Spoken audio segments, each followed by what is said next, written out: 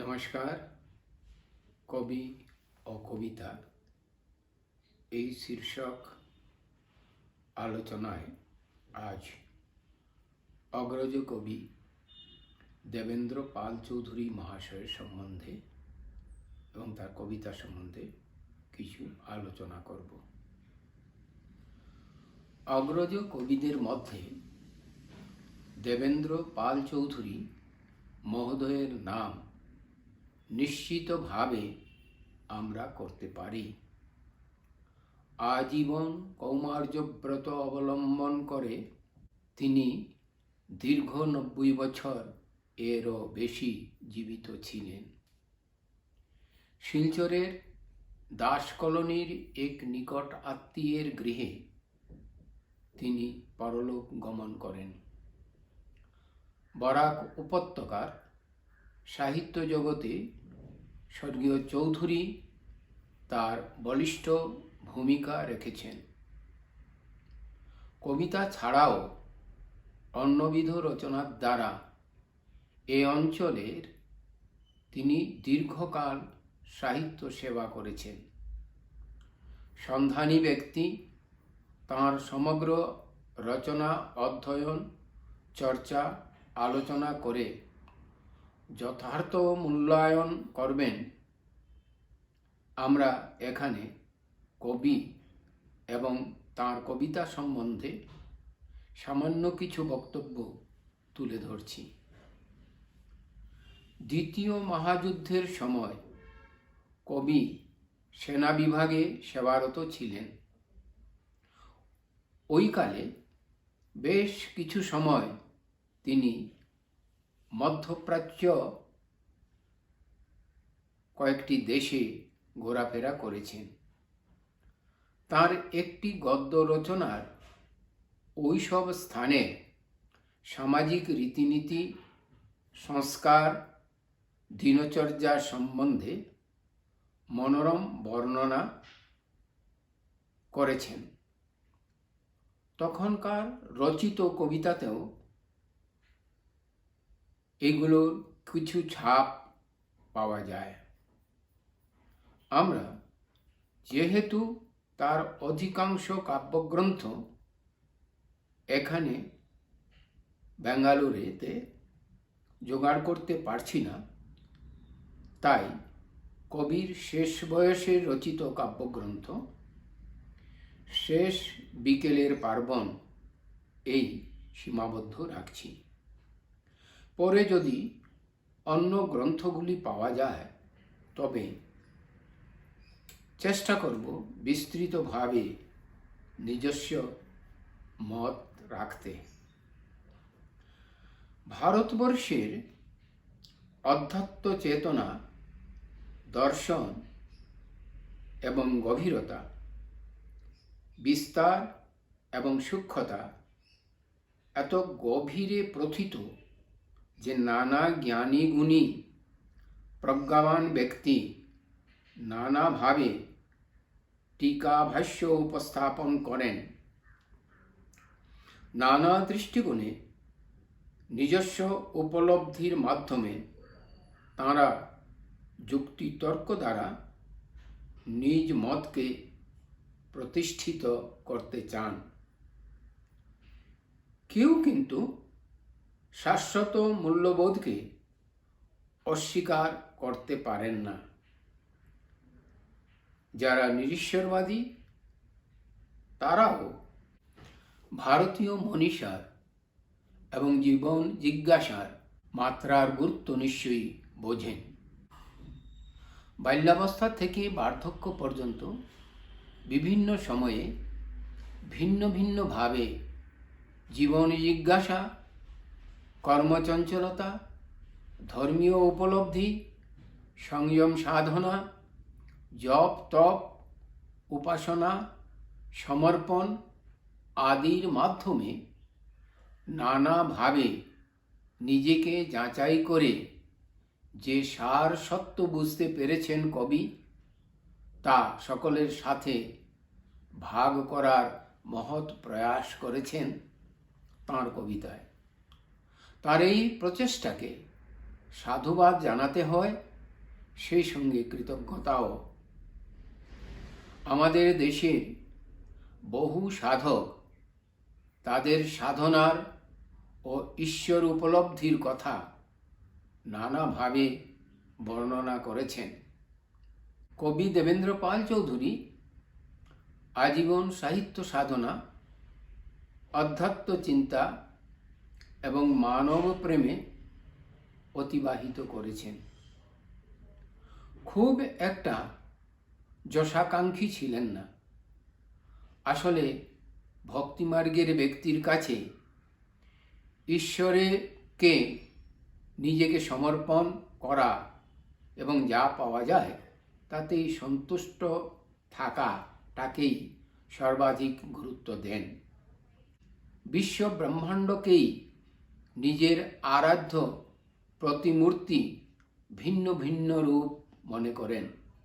যিনি যত নিজেকে নির্মল, শুদ্ধ, নিঃস্বার্থ, প্রেমময়, ভক্তি গদগদ করতে পারেন সাধন মার্গে, ততই তাঁর উন্নতি হয় এবং একসময় আরাধক ও আরাধ্য একাকার হয়ে যায়। এই স্তরে তাঁরাই উন্নীত হন যাদের উপর ঈশ্বর স্বয়ং কৃপা করেন। এমন সাধকের সংখ্যা ভুরি ভুরি উদাহরণ আছে আমাদের দেশ ভারতবর্ষে। মম হৃদিনী কুঞ্জে গোপনচারী সে নিভৃতে করে বাস। কবি নিরন্তর সেই গোপনচারীর উপস্থিতি বুঝতে পারেন। সিঞ্জিনী বাজে হৃদয়াঙ্গিনাতে, কেড়ে নেয় ঘুম রাত নিঝুম, তারা ভরা নীলাকাশ। অজপা জপ বলে ভক্তিমার্গের পথিকেরা, সিদ্ধ পুরুষেরা বলে থাকেন। উঠতে, বসতে, চলতে, ফিরতে, শ্বাসে প্রশ্বাসে শুধু তাঁরই নাম। আরাধ্য ছাড়া আর কিছু নেই। যেমন মীরাবাই বলেছেন, মেরে তো গিরিধর নাগর दूसरो না कोई। সন্ত কবি তুলসীদাস তাঁর রামচরিত মানস গ্রন্থে বলেছেন, सिया राम मैं सब जग जानी, करहूँ प्रणाम जोरी जुग पानी। উদাহরণ বাড়িয়ে লাভ নেই। যার চোখে ঘুম নেই, যার হৃদয়ে নিরন্তর সিঞ্জিনীর মধুর আওয়াজ, নিঝুম রাতে আকাশ ভরা তারায় যিনি উপলব্ধি করেন তাঁর গোপনচারীকে, তিনি সাধন পথে উচ্চতর স্তরে, একথা বোঝা যায় সহজেই। সরল, নিষ্কপট, তদ্গত ভাবে ভাবিত ভক্ত কবি সমর্পণের ফলস্বরূপ অনুভব করেন তাঁর আরাধ্যের প্রতিক্রিয়া। কিন্তু মানুষের মন বিচিত্র। জ্ঞানীর চৈতন্যকেও ঈশ্বর চিন্তা থেকে বিচলিত হতে হয়। এত ঈশ্বরের এক লীলা। কবি বলেছেন, তখন তোমার ভালোবাসা কতই ছিল সোজা, কামনাতে জীবে এখন অপরাধের বোঝা। দাওয়ায় বসে আজও আছে সাজি, কানন ভরা পুষ্পরাজি, যেনই হায় ডাকে আমায়, ভোলেনি মোর নাম। ঈশ্বর সমর্পণের পর নিজের কোনো কামনা থাকা বোধহয় অনুচিত। তখন তো যেমন চালাও তেমনি চলি ভাব। তবু জীবের মনে কামনা জাগে, যখন জাগে তখন অপরাধের বোঝাও বাড়ে। কিন্তু ঈশ্বর ফুলে ফলে, গাছে বৃক্ষে, হাওয়ায় আকাশে, মাটিতে তিনি তার ভক্তকে ভুলেন না, কিন্তু নিজেকে সর্বদা যাচাই করে যে ভক্ত বিশ্লেষণের মাধ্যমে বুঝতে পারে কোথায় ছল করেছে, কোথায় তার ভুল হয়েছে, কখন শরীর ও মন মলিন হচ্ছে এবং সব ভুলের কথা আরাধ্যকে না জানানোয় অনুতাপ অনুভব করছে। পূজার ছলে সন্ধ্যা প্রাতে করেছি স্পর্শ মলিন হাতে, বসে পাদমূলে বলিনি তো ভুলে, অপরাধ ক্ষমা চাই। ঈশ্বরকে মাতা পিতা বন্ধু সখা বলা হয়, ঈশ্বর জননীও। জননী কুমাতা হতেই পারেন না।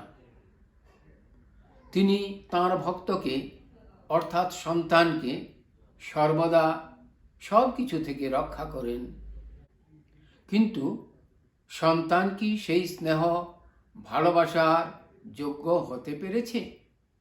এই প্রশ্ন কবির মনে বারবার জাগে, কারণ ঈশ্বর প্রদত্ত ধনের মূল্য অপরিসীম।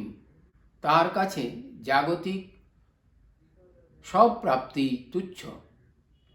তাই তো কবি রবীন্দ্রনাথের একটি কবিতায় আছে, যে ধনী হইয়া ধনী মনিরে মানো না মনি, তাহার খানিক মাগি আমি নত শিরে, এত বলি নদিনী রে ফেলিল মানিক।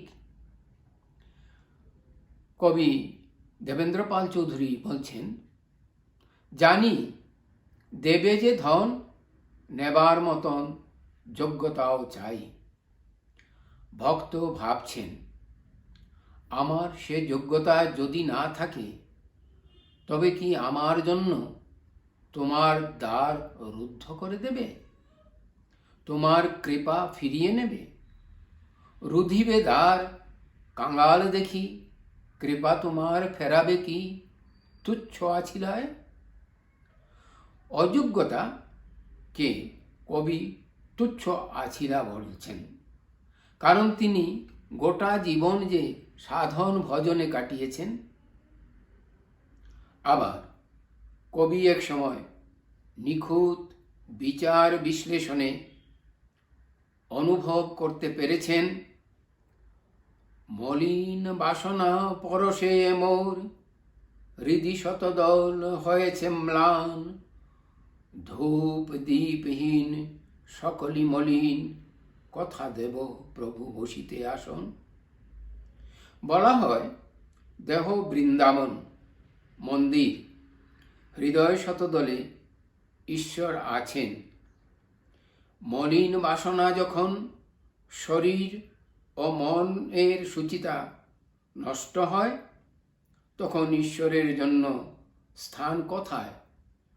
ঈশ্বর সত্য, সুন্দর, শুচি, আনন্দ স্বরূপ। কবি লজ্জিত, কবি ভীত, বলছেন, হেন ম্লান বেশে কোন লাজে এসে জ্বালাব দীপালি ঠাকুর ঘরে, সাহস না পাই ছুঁইতে চরণ দেবতা তোমার প্রণাম করে। শুধু মোরে কি পারো না করিয়া অমল, সেবা অধিকার করিতে দান। নির্মল যিনি, কবি জানেন তিনি ঈশ্বরের আরাধনার যোগ্য অধিকারী। তাই তিনি তাঁর কাছে প্রার্থনা করছেন, আমাকে অমল করে দাও, তোমার সেবার অধিকার প্রদান করো। এতে ভক্তের ব্যাকুলতা প্রকাশ পায়। ব্যাকুল না হলে যে তাঁকে পাওয়া যায় না, তার কাছে কাঁদতে হয়। তাই তো তিনি শুনছেন, কত দুঃখে, কত শোকে, কত মোহের রাতে, তোমার বাঁশি ডেকে গেছে গভীর বেদনাতে। পাতিনি কান, শুনিনি সুর, সব পেয়ে যে ছিলাম বিভোর। ভক্তের মন যখন সীমিত ভাবনায় অর্থাৎ পার্থিব চেতনায় ভাবিত হয়, তখন ঈশ্বর বেদনা অনুভব করেন। তিনি ভক্তকে স্মরণ করাতে চান, মোহমুক্ত করাতে চান। সাংসারিক প্রাপ্তির এমন যে মানুষকে ভুলিয়ে রাখে বিভুর পথে, তাই ঈশ্বর তার ভক্তকে নানাভাবে তার ভুল ভ্রান্তির দিকে অদৃশ্য তর্জনীতে দেখিয়ে দেন। কবি অবশেষে আরাধ্যের কাছে স্বীকার করছেন, কি আছে আমার জানো অন্তর্যামী, আমি যে পতিত বিপথগামী, ভক্তি যে কি ধন নাহি জানি। এইভাবে এই শক্তিমান ভক্ত কবি তাঁর শেষ জীবনের কবিতা পুস্তকে নিজের ভক্তি, বিকার, আকুতি, প্রার্থনা, স্বীকৃতি সব অকপটে তুলে ধরেছেন।